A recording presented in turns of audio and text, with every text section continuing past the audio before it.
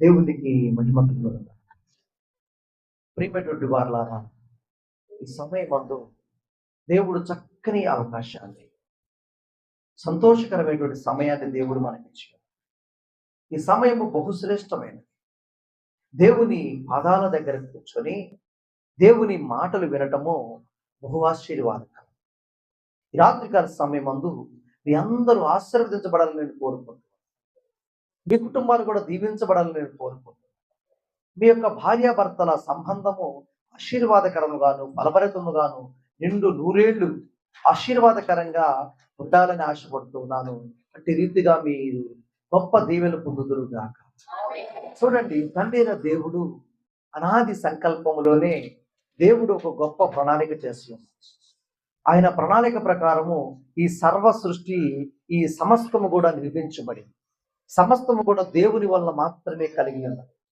దేవుడు లేకుండా ఏది కూడా ఈ భూమి మీద కలగలేదు. అనేటువంటి వాళ్ళ దేవుని చిత్త ప్రకారము, దేవుని ప్రణాళిక ప్రకారం, దేవుని ఇష్ట ప్రకారము సర్వ సృష్టిని దేవుడు చేశాడు. దేవుడు చేసిన తరువాత ఒక చక్కని అద్భుతమైన కార్యాన్ని దేవుడు ఈ సృష్టిలో, ఈ భూమి మీద దేవుడు కలుగు చేయాలని ఎంతగానో ఆశపడ్డాడు. ప్రేమైనటువంటి వాళ్ళ అందుకే మనం చూసినట్లయితే ఆదికాండము 2వ అధ్యాయము 7వ వచనం నుండి కొన్ని మాటలను ఈ రాత్రికాల సమయంలో చాలా జాగ్రత్తగా పరిశీలన చేద్దాం. దేవుడైన యెహోవా నేల మట్టితో నరుని నిర్మించి వాని నాసికారంధ్రములలో జీవవాయువును ఓదగా నరుడు జీవాత్మ ఆయన. చూడండి, ఇక్కడ మానవుని దేవుడు తయారు చేశాడు. ఒక మట్టిని తీసుకొని ఆ మట్టిని బొమ్మగా తయారు చేసినప్పుడు ఆ మట్టి బొమ్మకు ఎలాంటి జీవము లేదు. ఆ మట్టి బొమ్మకు కదిలే స్వభావం లేదు. ఆ మట్టి బొమ్మకు మాట్లాడే స్వభావం లేదు. ఆ మట్టి బొమ్మకు ఆలోచన చేసే స్వభావం లేదు. ఆ మట్టి బొమ్మకు జీవితానికి కలిసినటువంటి ప్రణాళికలు చేసే స్వభావం లేదు. అలాంటి స్వభావం లేనటువంటి సమయంలో తండ్రి దేవుడు తన రూపంలో తన పోలిక చొప్పున నరులను చేద్దామని దేవుడు తలంచి అదే ప్రకారం చక్కగా మన్నును తీసుకొని ఆ మన్నుని ఆయన రూపము కలిగినటువంటి బొమ్మగా తయారు చేశాడు. తయారు చేసిన తర్వాత చూసినప్పుడు, ఆ బొమ్మను చూసినప్పుడు దేవునికి చాలా సంతోషం కలిగింది, చాలా ఆనందం కలిగింది. ఎందుకంటే ఆయన స్వహస్తాలతో చేసుకున్నాడు కాబట్టి. చూడండి ప్రియమైనటువంటి వాళ్ళారా, మనం కూడా చాలాసార్లు చిన్నపిల్లలప్పుడు మనం కూడా ఆడుకుంటూ ఉండేవాళ్ళం. మనం కూడా ఆడుకుంటూ ఉండేటప్పుడు మనం కూడా మన్నును తీసుకునేవాళ్ళం, మట్టిని తీసుకునేవాళ్ళం. ఏ మట్టిని తీసుకునేవాళ్ళం? మనం బంక మట్టిని తీసుకునేవాళ్ళం. అది ఎర్ర బంక మట్టి కావచ్చు, లేకపోతే నల్ల బంక మట్టి కావచ్చు. అక్కడ ఏదైతే బంక మట్టి ఉంటుందో ఆ మట్టిని తీసుకొని చక్కగా మనం ఏం చేసేవాళ్ళం అంటే, ఆడపిల్లలైతే గురుగుల్లాగా తయారు చేసుకునేవాళ్ళు. చిన్న చిన్న ఆట వస్తువులు తయారు చేసుకునేవాళ్ళు, వంట సామాగ్రి తయారు చేసుకునేవాళ్ళు. అలానే పురుషులైతే ఏం చేసేవాళ్ళంటే బొమ్మలు తయారు చేసేవాళ్ళు. తర్వాత చిన్న చిన్న బండులు తయారు చేసేవాళ్ళు, వాటికి గానులు తయారు చేసేవాళ్ళు. చిన్నప్పుడు మేము కూడా తయారు చేస్తూ ఉండేవాళ్ళం. ఇప్పుడు పిల్లలంతా కూడా ఎక్కువ స్కూల్స్కి వెళ్ళటం వలన ఈ సెల్ ఫోన్స్ వచ్చిన తర్వాత పిల్లలు అలాంటి ఆటలు ఏమి ఆడట్లేదు. వాళ్ళు ఏ కాడికి కూడా పిల్లలంతా కూడా చిన్నపిల్లలకు మొబైల్ ఇవ్వగానే ఆ సెల్ ఫోన్తో ఆడుకుంటారు తప్ప ఈ యొక్క ఎఫెక్షన్ వాళ్ళకి లేకుండా పోతా ఉంది. కానీ మేము చిన్నపిల్లలప్పుడైతే, మీరు చిన్నపిల్లప్పుడు కానీ అందరూ కూడా ఏం చేసేవాళ్ళు, చక్కని బొమ్మలు తయారు చేసుకునేవాళ్ళు. ఆ బొమ్మలతో ఆడుకుంటూ ఉండేవాళ్ళం. అందరూ ఫ్రెండ్స్ వచ్చేవాడు, మన తోటి పిల్లలు వచ్చేవాళ్ళు, అందరూ కూడా ఇళ్ళ పక్క పిల్లలంతా కూడా ఒకసారి కూర్చొని అందరూ బొమ్మలు తయారు చేసుకొని ఆ బొమ్మలను తమ యొక్క స్వహస్తాలతో చేసుకున్న బొమ్మలను చూసుకొని అందరూ కూడా తగా మురిసిపోయేవారు. అవునా కదండి? అందరూ మురిసిపోవడమే కదా. అలా మురిసిపోతున్నటువంటి మనమే అలా మురిసిపోయినప్పుడు తండ్రి దేవుడు కూడా ఆయన రూపంలాగా, ఆయన పోలిక చొప్పున మనుషులంటే ఆ బొమ్మను తయారు చేసినప్పుడు ఆయన ఎంత సంతోషించాడో గమనించండి ప్రియమైన. సంతోషించి ఆ బొమ్మ మాట్లాడకుండా, ఆ బొమ్మ ఆలోచన చేయకుండా, ఆ బొమ్మ కదలకుండా, ఆ బొమ్మ మెదలకుండా ఉండటం దేవునికి ఇష్టం అనిపించలేదు.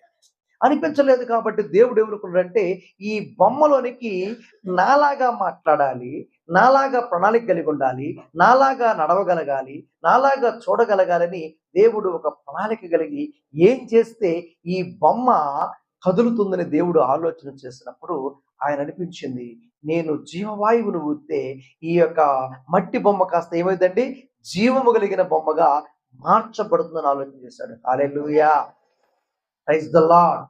దేవునికి మహిమ కలుగును గాక. చూడండి, ఇక్కడ అందుకే అన్నాడు ఆయన, దేవుడు ఏం చేశాడంటే నరుని నిర్మించి వాని నాసికా రంధ్రములలో జీవవాయువును ఓదగా నరుడు జీవాత్మాయను.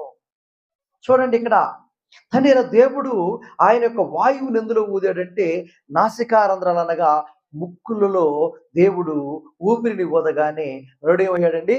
జీవాత్మ, జీవము కలిగిన వాడుగా మార్చబడ్డాడు, మాట్లాడేవాడుగా మార్చబడ్డాడు, చూసేవాడుగా చూసేవాడుగా తయారైపోయాడు, నడిచేవాడుగా తయారైపోయేవాడు.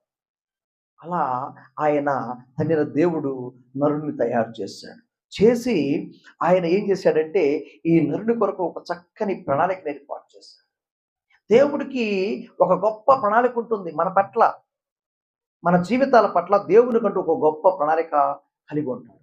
నిన్ను నన్ను మనందరిని కూడా ఈ దేవుడు భూమి మీద పుట్టించేటప్పటికే మన జీవితాల పట్ల ఆయన ఒక గొప్ప ప్రణాళిక కలిగి ఉంటాడు.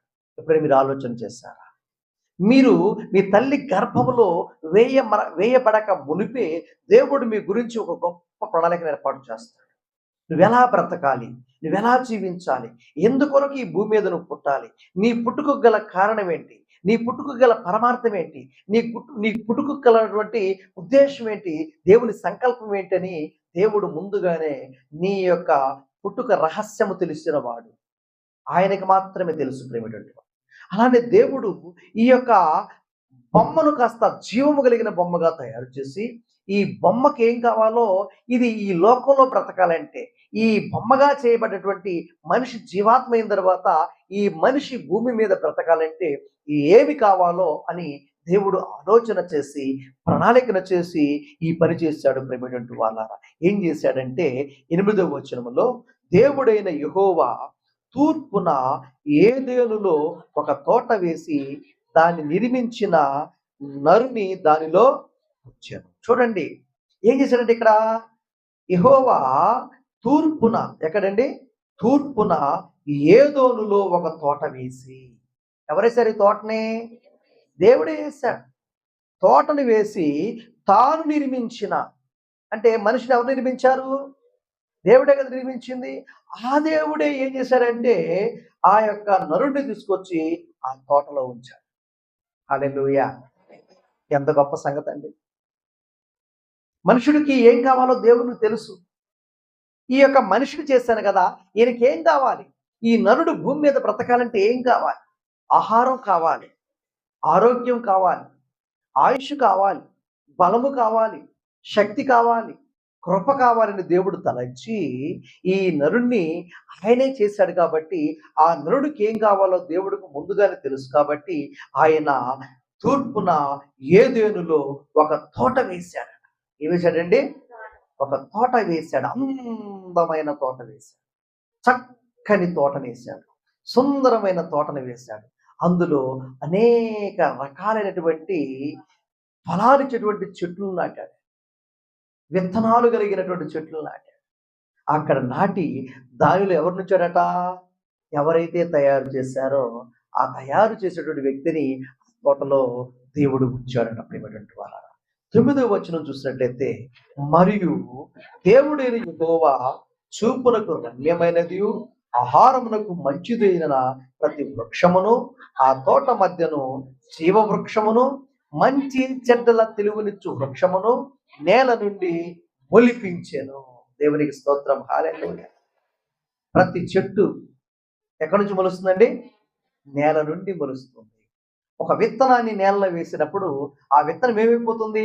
చనిపోయి అది 3వ దినమున మొలకగా మళ్ళా భూమిని చీల్చుకొని భూమిలో నుంచి పైకి చిగురిస్తుంది. అలానే ఈ నరుడు అప్పటికి ఈ నరుడికి ఇంకా ఆయన ఏం చేయలేదండి? నామకరణం చేయలేదు. ఈ నరుడిని చేసిన తర్వాత ఈ నరుడిని తీసుకొచ్చి ఎక్కడ పెట్టాడండి?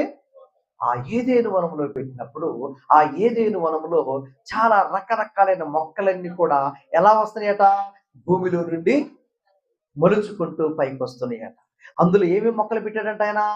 జీవఫల వృక్షాన్ని పెట్టాడట. ఆ జీవఫల వృక్షానంటే ఆ జీవ ఫలము తిన్నంత కాలము కూడా ఆ మానవునికి ఏముండదట, మరణం అనేది లేదు. దేవునికి స్తోత్రం, దేవునికి స్తోత్రం. చప్పట్లు కొట్టి దేవుని మహిమపరుద్దాం. అసలు దేవుడు మానవునికి మరణం లేని జీవితాన్ని ఇచ్చాడు. మరణము లేని జీవితాన్ని ఇచ్చాడు. కష్టాలు లేని జీవితాన్ని ఇచ్చాడు. సుఖకరమైన జీవితాన్ని ఇచ్చాడు. సంతోషభరితమైన జీవితాన్ని ఇచ్చాడు. ఆరోగ్యకరమైన జీవితాన్ని ఇచ్చాడు. అందమైన జీవితాన్ని ఇచ్చాడు. అద్భుతమైన జీవితాన్ని ఇచ్చాడు. ఈ నరుడు ఆ తోటలో బ్రతికినంత కాలం కూడా ఆయనకే కష్టం లేదు, ఏ బాధ లేదు, ఏ దుఃఖము లేదు, ఏ వేదన లేదు. అసలు మరణానికి అక్కడ తావే. ఎంత గొప్ప దేవుడో చూడండి ప్రియమైనటువంటి వాళ్ళారా. అక్కడ ఆయన తినటం కోసము అక్కడ ఏమిచ్చాడండి, తోట మధ్యను జీవవృక్షం. ఈ జీవవృక్షం ఎక్కడ పెట్టాడంట, తోటకు మధ్యలో పెట్టాడు. ఇప్పుడు మనందరం కూర్చున్నారు కదా, మీ అందరూ కూర్చున్నారు కదా, మీ మధ్యలో పెట్టాడట ఆ జీవఫల వృక్షాన్ని. అందుబాటులో దగ్గరగా అందరికీ అందుబాటులో ఉండే కదా.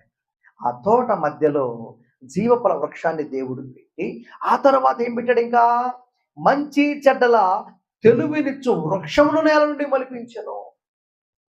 ఈ వృక్ష ఫలాన్ని తింటే మాత్రం ఏమొస్తుందట, తెలివి వచ్చేస్తుంది. ఏ తెలివి వస్తుంది, అది తెలివి వస్తుంది. మంచి తెలివి రాదు. ఏ తెలివి అండి, అతి తెలివి. మనం అంటుంటాం చాలాసార్లు, ఒరే బాబు వీడికి తెలివి ఎక్కువైపోయిందిరా, వీడికి ఏ తెలివి ఉందండి, అతి తెలివి ఎక్కువైపోయింది.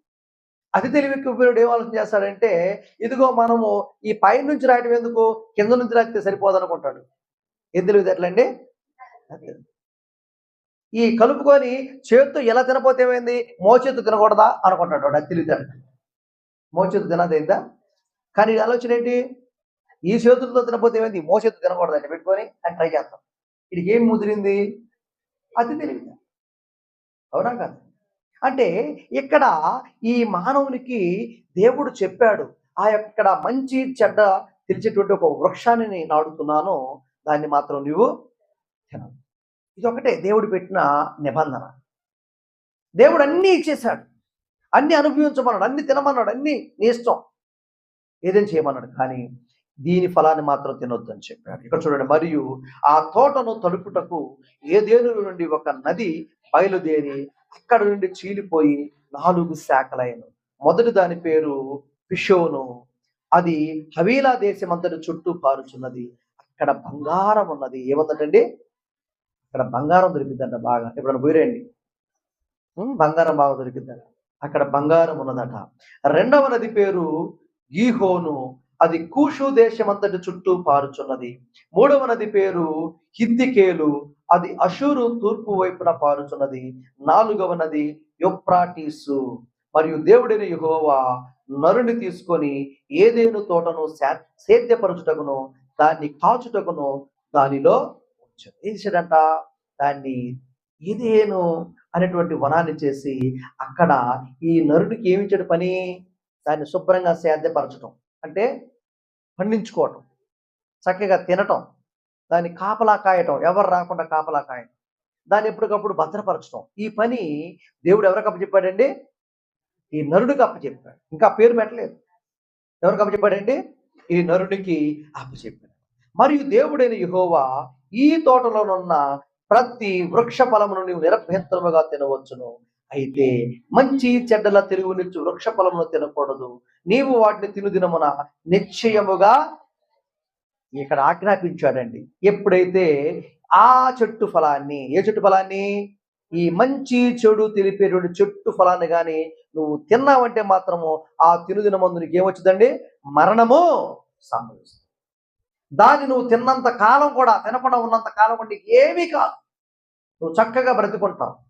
ఎందుకంటే నువ్వు జీవఫల వృక్షాన్ని తిన్నావు కాబట్టి, జీవఫల వృక్షాన్ని భుజిస్తున్నావు కాబట్టి నీకు జీవితం పొడిగించబడుతుంది తప్ప మరణం అనేది నీకు సంభవించదు. కానీ నువ్వు ఎప్పుడైతే ఆ చెట్టు ఫలాన్ని కానీ తిన్నట్లది, ఈ చెట్టుది మంచి చెడు అనేటువంటి తెలిపే చెట్టు ఫలాన్ని కానీ నువ్వు తిన్నావు అనుకో, ఆ దినం నీకు మరణము సంభవిస్తుందని దేవుడు చక్కగా ఆజ్ఞాపించాడు. అది చేయొద్దని చెప్పాడండి. మరియు దేవుడైన యెహోవా నరుడు ఒంటరిగా ఉండుట మంచిది కాదు, వానికి సాటి అయిన సహాయమును వాని కొరకు చేయుదునని. చూడండి, ఇప్పుడు మనము ఈ రోజున ప్రార్థన ఎందుకు ఏర్పాటు చేసుకుంటున్నాము? నరుడు ఒంటరిగా ఉండుట మంచిది కాదని దేవుడు తలంచాడు. ఎవరా నరుడు? Benjamin John. ఎవరండి? బెంజమిన్ జాన్ ఒంటరిగా ఉండటం మంచిది కాదని ఎవరిని జత చేయాలనుకున్నాడు దేవుడు? మేరీ జాన్ని దేవుడు ఏర్పాటు చేయాలనుకున్నాడు. మరి ఏర్పాటు చేయాలనుకున్నప్పుడు వీరిరువురు ఎలా జీవించాలి? ఈ నరుడు అంటే బైబిల్లో ఉన్న నరుడు బైబిల్ ఉన్నటువంటి ఆ యొక్క స్త్రీ జీవించినట్టు జీవించాలా? లేకపోతే వీరు ఎలా జీవించాలి అనే విషయం గురించి రాత్రికాల సమయమందు మనం మాట్లాడుకుందాం. ప్రియమైనటువంటి వాళ్ళ దేవుడైన యెహోవా ప్రతి భూజంతువును ప్రతి ఆకాశ పక్షిని నేల నుండి నిర్మించి ఆదాము వాటికి ఏ పేరు పెట్టిన ఇందాక మనం చెప్పుకున్నాము నరుడు నరుడు నరుడు అని చెప్పుకున్నాము. ఇక్కడ ఆ నరుడికి ఒక పేరు పెట్టబడింది. ఏంటి ఆ నరుడి పేరు? ఆదాము. ఏ పేరండి? ఆదాము. దేవుడైన యెహోవా ప్రతి భూజంతువును ప్రతి ఆకాశ పక్షిని నేల నుండి నిర్మించి ఆదాము వాటికి ఏ పేరు పెట్టినో చూచుటకు అతని యొద్దకు వాటిని రప్పించెను. జీవము గల ప్రతిదానికి ఆదాము ఏ పేరు పెట్టినో ఆ పేరు దానికి కలిగెను. చూడండి, జంతువులను వాటన్నింటినీ తయారు చేసిన దేవుడే, కానీ పేరు పెట్టే అవకాశం ఎవరికి ఇచ్చాడు? ఆదాముకి ఇచ్చేసాడు. దేవుడు పెట్టలేదు పేర్లు జంతువులకు కూడా, అన్నిటికి కూడా, పక్షులకు కూడా, అన్నిటికి పేర్లు ఎవరు పెట్టారట? ఆదామే. అంటే దేవుడు ఆ యొక్క ఆదాముకి ఏమిచ్చాడు? స్వేచ్ఛ ఇచ్చాడు. స్వేచ్ఛ ఇచ్చాడు ఆయన. ఆ స్వేచ్ఛగా ఇక్కడ నువ్వేమైనా చేసుకోవచ్చు, నువ్వు చక్కగా బ్రతుకు, ఆనందించు, అన్నిటికీ పేర్లు పెట్టుకో, అన్నిటితో స్నేహం చేయి, అన్నిటితో నువ్వు బాగా ఉండొచ్చు, చక్కగా తిను, హాయిగా పండుకో, సంతోషించు, ఆనందించమని దేవుడు అప్పగించినప్పుడు ఆ ఆదాము అన్నిటి కూడా అద్భుతమైన పేర్లు పెట్టాడు. ఆయన ఏ పేర్లు పెట్టాడో ఆ పేర్లు అలానే నిలిచిపోయాయి. ఈ రోజు మనందరం కూడా ఆ జంతువుల పేర్లు, పక్షుల పేర్లు, ఎన్ని పేర్లు పిలుస్తున్నామంటే వాటికి మన పితరుడైనటువంటి ఆదాము గారే ఆ పేర్లు పెట్టాడు. అలానే చూడండి ఇక్కడ, అప్పుడు ఆదాము సమస్త పక్షులకును ఆకాశ పక్షులకును సమస్త భూజంతువులకును పేర్లు పెట్టెను.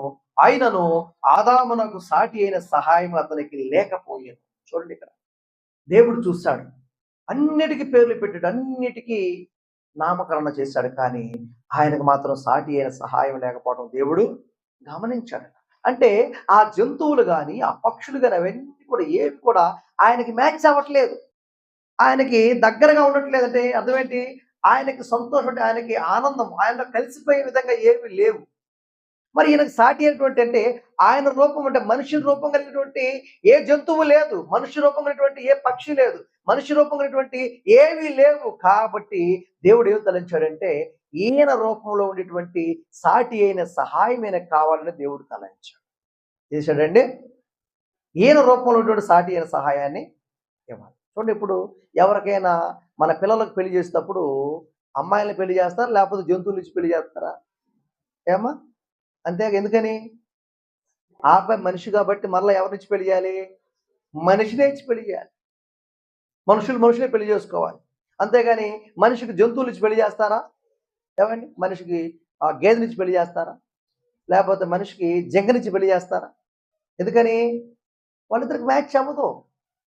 నరుడు ఎలా ఉన్నాడో అలాంటి వాళ్ళు ఇచ్చి పెళ్లి చేస్తేనే వాళ్ళ జీవితం సార్థకత అవుతుంది, అతనికి ఆనందం దొరుకుతుంది, సంతోషం దొరుకుతుంది. కాబట్టి దేవుడు గమనించి ఏదైనా ఒక సాటి అయిన సహాయాన్ని ఇవ్వాలని దేవుడు తలంచాడు. అప్పుడు దేవుడైన యెహోవా ఆదామునకు గాఢ నిద్ర కలుగు చేసి అతడు నిర్మించినప్పుడు అతని పక్కటెముకలలో ఒక దాన్ని తీసి ఆ చోటును మాంసముతో పూడ్చివేశాను. తరువాత దేవుడైన యెహోవా తాను ఆదాము నుండి తీసిన పక్కటెముకలకు స్త్రీగా నిర్మించి ఆమెను ఆదామునొద్దకు తీసుకుని వచ్చెను. అప్పుడు ఆదాము ఇట్లనెను, నా ఎముకలలో ఒక ఎముక, నా మాంసములో మాంసము, ఇది నరునిలో నుండి తీయబడిన గనుక నారి అనబడెను.